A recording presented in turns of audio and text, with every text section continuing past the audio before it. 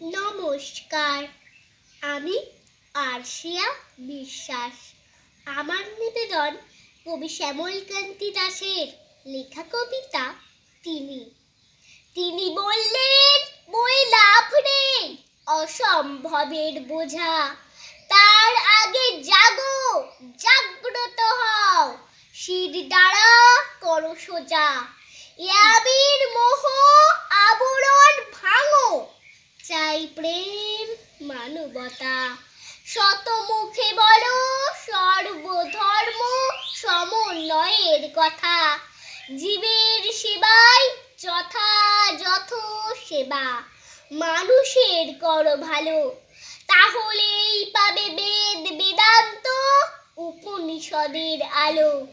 তিনি জ্বালালেন প্রাণের প্রদীপ, চেতনায় এলো হুঁশ, তিনি সন্ন্যাসী বিবেকানন্দ প্রদীপ্ত পৌরুষ।